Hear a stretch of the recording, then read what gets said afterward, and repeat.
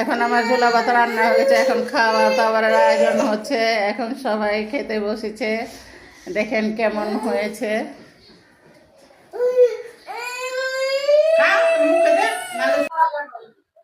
Hello ব্রন, আসসালামু আলাইকুম। আজকে ছোটখাটো একটা পিকনিকের আয়োজন করা হয়েছে নাতি নাতকুরের সাথে। আজকে 2টা পোল্ট্রি দিয়ে পিকনিক করা হচ্ছে। সামনে 2টা খাসি দিয়ে করা হবে, তারপরে গরু দিয়ে করা হবে। আপনারা আমাকে বেশি বেশি কমেন্ট করুন, কারণ আপনাদের পয়সা দিয়ে আমি ছাগল আর গরু কিনবো।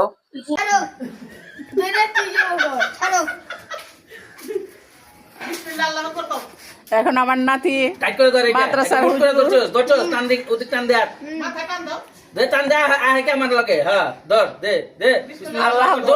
জোরে চাকু জোরে দে, চাকু জোরে দে, জোরে জোরে চাকু জাতা দে, জাতা জাতা